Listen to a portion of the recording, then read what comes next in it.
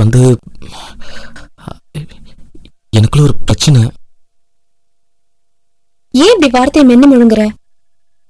Meera, night அப்பா கிட்ட வந்து நீயும் மீராவும் கல்யாணம் பண்ணிக்கிட்டா என்னன்னு. இல்ல, மீராவை கல்யாணம் பண்ணிக்க ஆசைப்படுறேன்னு அப்பா கேட்டாரு. நீ அதுக்கு என்ன சொன்ன? நான் ஒண்ணுமே சொல்ல மீரா. அவர்தான் உன்கிட்ட ஏதோ பேச போறேன்னு சொன்னாரு. என்கிட்ட அப்பா எதுவுமே சொல்லல. சரி, உன் அப்பா கேக்குறது இருக்கட்டும். உன் மனசுல என்ன இருக்கு? ஒண்ணுமே இல்ல மீரா. அப்ப நான் உன்னை கல்யாணம் பண்ணிக்க தயாரா இல்லையாங்கிற கேள்வி உங்க அப்பாவோடது. என்ன? ஆமா. சரி, இந்த கேள்விக்கு பதில நான் உங்க அப்பா கிட்டே சொல்லிடுறேன். என்ன? அப்பா கிட்டே சொல்லிடு. முதல்ல அவர் கேட்கட்டும், அப்புறம் நான் சொல்றேன். இதுல உன் பங்கு எதுவும் இல்லையே? இல்லையே. அப்ப நீ நிம்மதியா இரு, அப்பா கிட்ட நான் பேசிக்கிறேன்.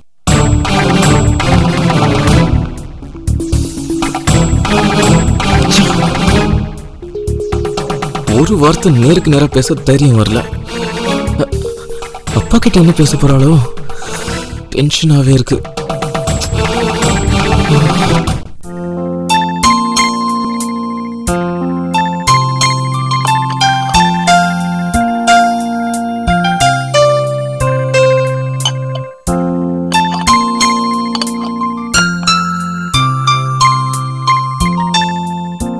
போதுமா?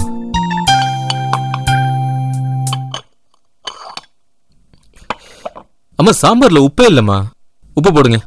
என்னால முடியல தாசு. என்ன முடியல? சாம்பார்ல உப்பு கூட சரியா போட தெரியாது. இதுல 37 வருஷமா சமைக்கிறீங்க. வயசாயிடுச்சுடா. வர வர கண்ணும் தெரிய மாட்டேங்குது, காதும் கேட்க மாட்டேங்குது. உடம்பெல்லாம் படங்குது. வீட்டு வேலை எதையும் என்னால் செய்ய முடியல. இதெல்லாம் நீங்க ஏமா செய்றீங்க? வீட்டுல அக்கா தண்டமா தானே உட்காந்துருக்கு, அவங்கள செய்ய சொல்லுங்க. டேய், அவளை இன்னொரு வீட்டுல கல்யாணம் பண்ணி கொடுத்தாச்சுடா. வீட்டுல இருக்க வேலையெல்லாம் செய்யன்னு சொன்னா நல்லாவா இருக்கும்? என்னைக்கு இருந்தாலும் இந்த வீட்டை விட்டு போறவ தானே. அக்காவாவது வீட்டை விட்டு போறதாவது சரி. இருக்கிற வரைக்கும் அக்காவும் புருஷனும் சும்மா உட்காந்து தின்னுட்டோம்.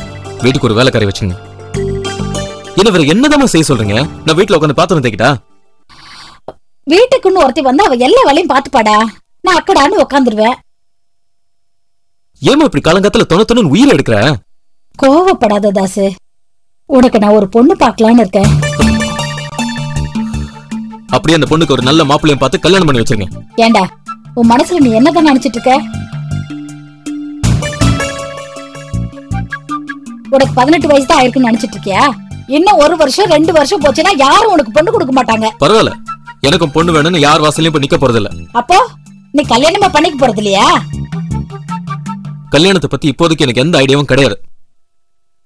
அப்படி ஒரு எண்ணம் வந்தா பொண்ணு தேடுற கஷ்டம் உங்களுக்கு வேண்டாம், அதை நான் பாத்துக்கிறேன்.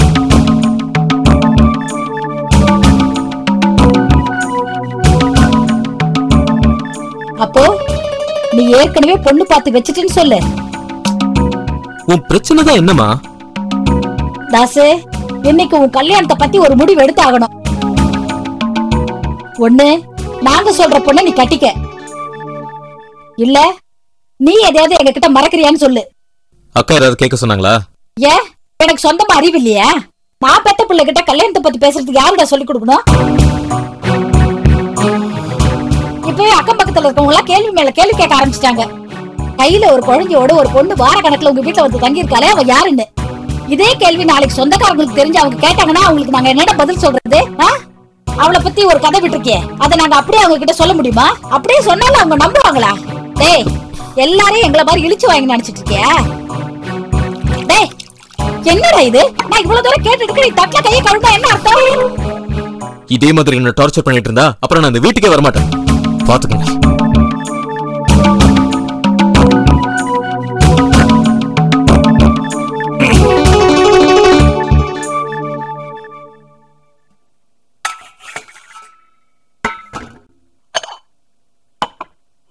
அவ ஏன் பாதி சாப்பாடுலயே தட்டுல கை கழுவிட்டு போற மாதிரி என்ன கேட்ட? இந்த வீட்டு ஆம்பளை என்ன கேள்வி கேட்கலையோ அதை தான் நான் கேட்டேன். அப்படி நான் என்ன கேட்கல, நீ என்ன கேட்டேன்னு கேளுங்களேன். நீ என்ன உன் பொண்ணு என்ன கேட்க சொன்னாலும் அதை கேட்டிருப்பேன்னு புரியுது. சாம்பார போடு. இது பாருங்க, நேரடியா உங்ககிட்ட நான் ஒரு கேள்வி கேட்கிறேன். காளிதாஸ்க்கும் மீராவுக்கும் உண்மையிலே என்ன உறவு? சாந்தி, என்னையும் பாதி சாப்பாடுல தட்டுல கை கழுவ வச்சிடாத. LIC of India வழங்கும் மீரா.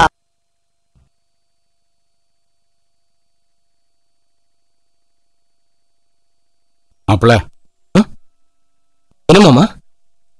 உங்ககிட்ட செத்த நாளே பேசணும். அடடா, எனக்கு டைம் இல்ல மாமா. ஃப்ரெண்ட்ஸ் எல்லாம் வெயிட் பண்ணிட்டு இருக்காங்க. மாப்பிள்ள, இப்ப நீங்க முன்ன மாதிரி இல்ல, அதை நீங்க கொஞ்சம் புரிஞ்சுக்கணும். ஏன்னா இப்ப உங்களுக்குன்னு ஒரு குடும்பம் இருக்கு. ராதாவை நீங்க தானே காப்பாத்தணும். ஏன் மாமா, நீங்க நல்லா தானே இருக்கேன். கிரகப்பிரவேசம், பூனல் கல்யாணம், ஏதாவது ஒரு வேலை வந்து தானே இருக்கேன். இந்த குடும்பத்தை காப்பாத்துறதுக்கு அந்த வருமானம் போறாதா? போதும் என்ற மனமே பொன் செய்யும் மருந்து. இது போதும் நினைக்கும். நினைக்கிறது என்ன போதும். பரசப்படாதீங்க. வரட்டா? மாப்பிள்ள, செத்த நில்லுங்கோ. இன்னும் இப்படி விளையாட்டு குழந்தையாவே இருந்தா என்ன அர்த்தம்? ராதா பாவம் ஒண்ணும் நீங்க சம்பாதிச்சு கொடுத்தா தானே அவளுக்கு பெருமை. மாமா, அவ பெருமையா பீத்துக்கணுங்கிறதுக்காக என்னால வேலைக்கு போக முடியாது. இப்படி பொறுப்பு இல்லாம பேசிட்டு இருந்தா எப்படி மாப்பிள்ள? என்னோட பொறுப்பை பார்த்தா எனக்கு பொண்ணு கொடுத்தீங்க. உங்க பொண்ணு பொடி தூக்குறது பார்த்தா எனக்கு பொண்ணு கொடுத்தீங்க.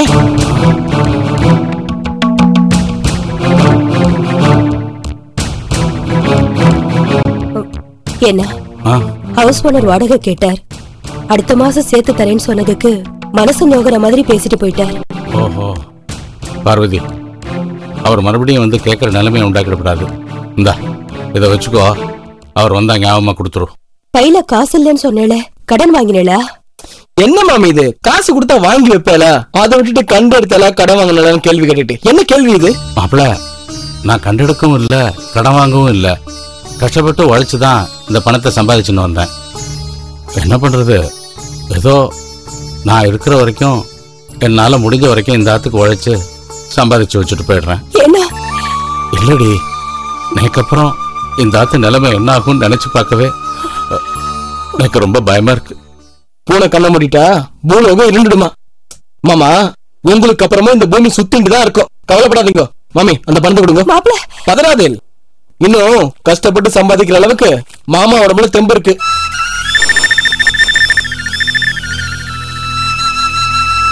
இன்னைக்கு நகையை வச்சுதான் செலவு பண்ணணும்னு பார்த்தேன்.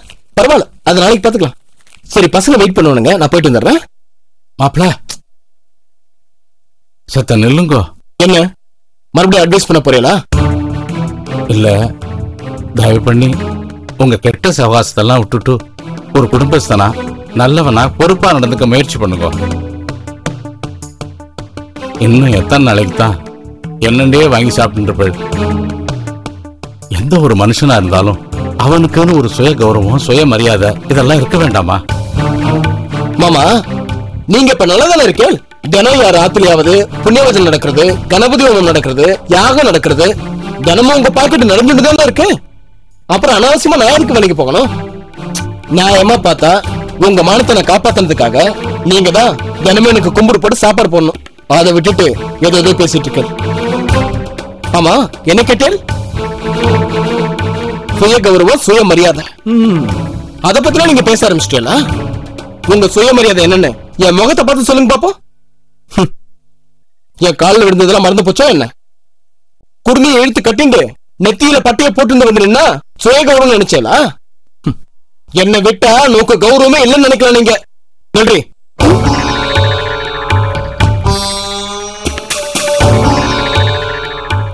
ஓடி போக பார்த்தா இவன் கழுத்துல தாலி கட்டிருக்கேன். ரோட்ல எவனை பார்த்தாலும் இவன் கூட ஓடி போயிருப்பாளோ, இவன் கூட ஓடி போயிருப்பாளோன்னு தலையை பிச்சுன்னு இருக்கேன். நான் எப்படி கௌரவமா வாழ முடியும்? நீங்க சொல்லுங்க.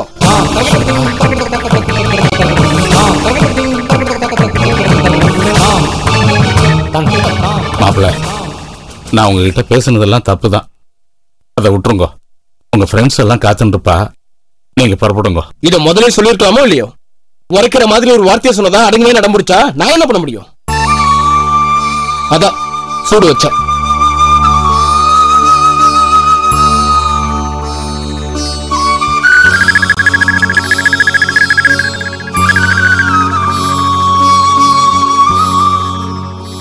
மாமா, உங்களுக்கு அப்புறம் இந்த குடும்பத்தை யார் காப்பாத்துவான்னு கவலைப்பட்டீங்களோ இல்லையோ, நேக்கும் அந்த கவலை இருந்தது. அதனால முன்ஜாக்கிரதையா யோசிச்சு நீங்க புட்டுக்கிறதுக்கு முன்னாடி உங்க பேர்ல நல்ல அமௌண்ட் இன்சூரன்ஸ் பண்ணுங்க. அதுக்கு வாரிசா என் பேரை தான் போடுறேன்.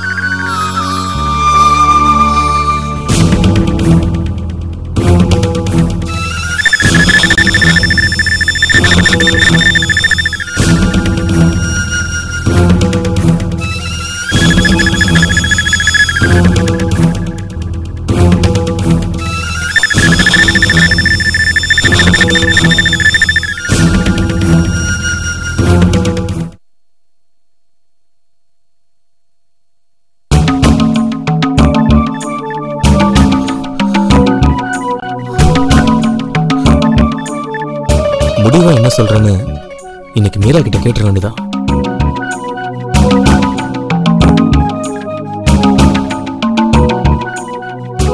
ரெடியா மீரா? ரெடி ஆயிட்டேன். வா போலாம். இல்ல இல்ல, என்ன அவசரம்? இன்னும் டைம் இருக்கு, கொஞ்சம் பேசிட்டு போலாமே. என்ன பேசணும்? உன்கிட்ட ஒண்ணு கேட்கணும். என்ன கேட்க போற? அன்னைக்கு ஹாஸ்பிட்டல் கேட்டேனே. என்ன கேட்ட? மறந்துடுச்சா? அப்போ ஞாபகம் வரும்போது கேளு. இப்ப ஹாஸ்பிட்டல் போலாமா? இப்பவே வா. இல்ல இல்ல மீரா, இன்னும் டைம் இருக்கு. அப்போ நான் உங்க 2 பேர்கிட்ட கொஞ்சம் பேசலாமா? வாங்க அங்கிள்.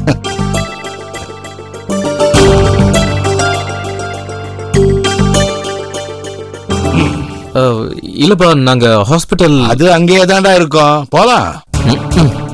இவரும் பேச மாட்டாரு, நம்மளையும் பேச விட மாட்டாரு. நல்லா தானே போயிட்டு இருந்தது. நந்தி மாதிரி வந்து நிக்கிறாரு.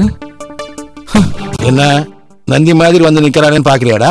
ஐயோ, அதெல்லாம் இல்லப்பா. அப்படியே இருந்தாலும் பரவாயில்ல. நான் மீரா கிட்ட கொஞ்சம் பேசணும். உனக்கு எந்த ஆட்சேபனையும் இல்லையம்மா? இல்ல அங்கிள். நான் ஏற்கனவே காளிதாஸ் கிட்ட பேசிட்டேன். அவனுக்கு சம்மதம் தான் போல இருக்கு. அதனாலதான் அமைதியா போயிட்டான்.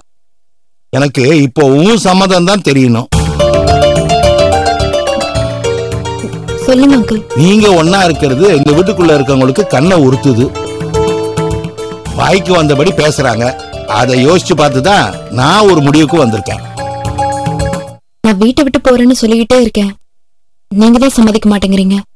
நீ எதுக்குமா வீட்டை விட்டு போனோம்? உன்னை இந்த வீட்டுக்கு உரிமை உள்ளவளா ஆக்கிறேன்.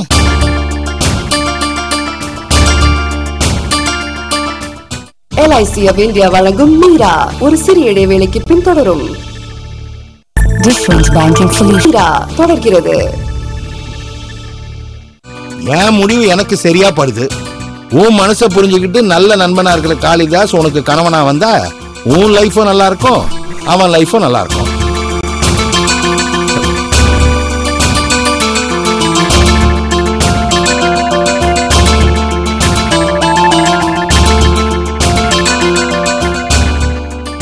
இதுதான் என் மனசுல இருக்கிறது. நீ என்னமா சொல்ற?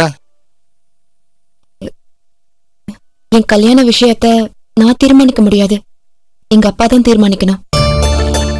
நான் போய் இது சம்பந்தமா அவர்கிட்ட பேசவா? வேண்டாம் அங்கிள். இப்ப அவங்க என் மேல கோவமா இருக்காங்க. நீங்க போனா உங்களை அவமானப்படுத்தி அனுப்பிடுவாங்க. உன்னை புரிஞ்சிக்காம அவர் வீட்டை விட்டு அனுப்பிட்டாலும் அவரை நீ மதிக்கிற. ஆனா எவ்வளவு காலம் நீ வெயிட் பண்ண போற? கண்ணை மூடி கண்ணை திறக்கிறதுக்குள்ள காலம் ஓடிடும்மா.